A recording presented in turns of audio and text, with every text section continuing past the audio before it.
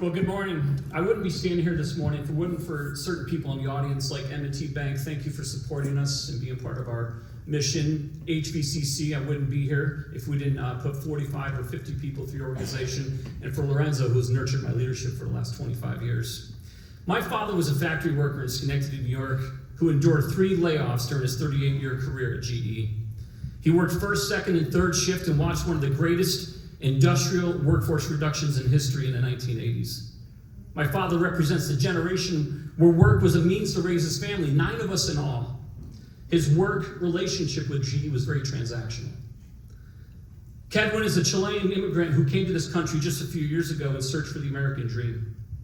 He moved to Schenectady without a formal degree, without a formal plan, without the backstop of a family. He joined our company through our Pathways program and discovered a passion and skill for advanced machining. Today, Kedwin is attending HVCC and pursuing an apprenticeship through our company. We are paying his tuition and paying him to work, investing in his future and also in ours at the same time.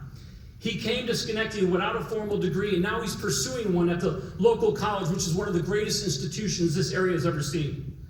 He came without a formal plan, but now he has a vision and a mission for his life to put food on the table and to develop a skill for his future. He came without a family, but he found one at P1, alongside 120 other people with similar stories and backgrounds. My father's past relationship with work was transactional, but Kedwin's relationship with P1 is transformational. And last, Kason is a very skilled 18-year-old young man that grew up in abject poverty here in Schenectady. He joined our Pathways program about 12 months ago. He came to learn about P1 through a high school visit through a local agency.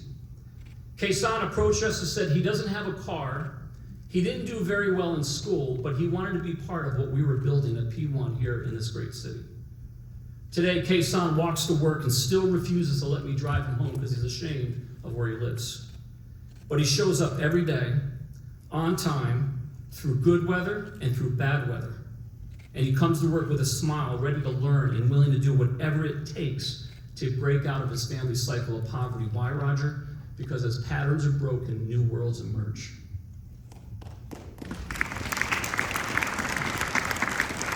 Kason wants a better life, and it's our responsibility to help him achieve that.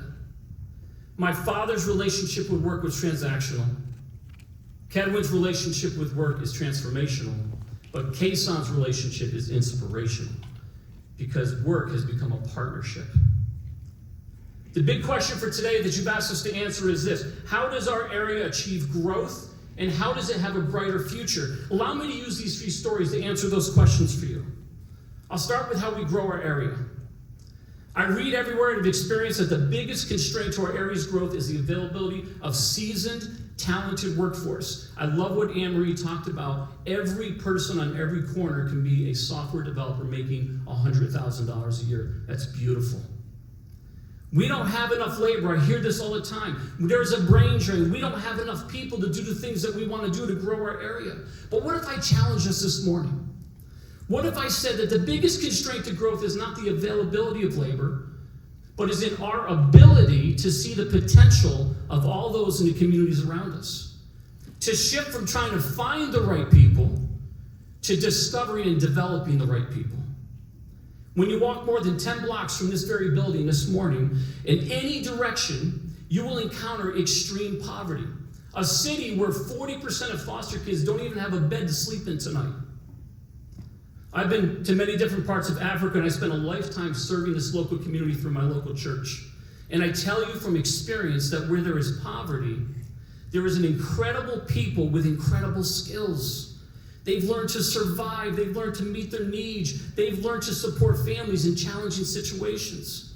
People in poverty have transformational potential and extreme resourcefulness. They just need someone to find them, to believe in them, and to develop them. How do we grow our area? We discover the Kasons and the Kedwins and commit to finding and educating them. Put them on a path to productivity.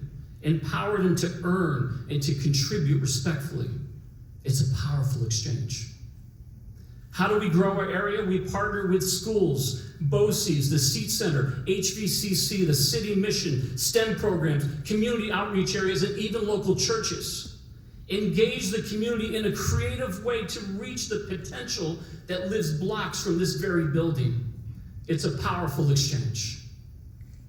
This long cycle approach in people development is in a short cycle world, but it's an incredible mechanism for creating a productive workforce capable of growing your businesses and growing their futures. At P1, as we've hired, trained, educated, and developed a workforce of more than 100 people from the suburbs of Amsterdam to the streets of Schenectady, you know what? They're hardworking. They're loyal. They don't quit. It's a powerful exchange.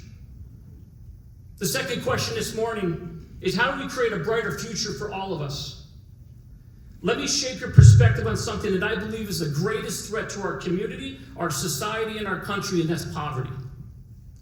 Poverty is our common enemy for every person in this room, no matter where you come from, no matter what you do for a living, no matter what school you went to. A brighter future is not very bright if it does not include all of us. It must include the doctoral student from RPI and the dropout on State Street. It must include the intellectual and the impoverished alike. Every person, every organization in this room has the power, has the influence, and the resources to kill poverty in our communities, one person at a time. I'm not talking about initiatives and programs. I'm talking about a powerful, deep, ingrained, and impassioned sense of purpose in eliminating poverty in our communities by putting people to work. Imagine a city on a hill, a city whose light shone so bright that it appealed to the rest of the world. Imagine a place where everyone had a job, where every child had a family and a bed to sleep in tonight. Imagine a city whose streets were clean, full of life, completely safe, and devoid of broken down or boarded houses. Imagine a city where every man, every woman, and every child on every street in every community had access to the same education that we have access to in this room. Now imagine that place is our city. Imagine that place is your city. And imagine that place is my city. Now imagine if everyone in this room hired one Kason or one Kedwin in the next year, invested in them, educated them. Imagine having that powerful exchange. Imagine if we did that every year for the next 10 years. Imagine what this city, imagine what your city, imagine what our city would look like.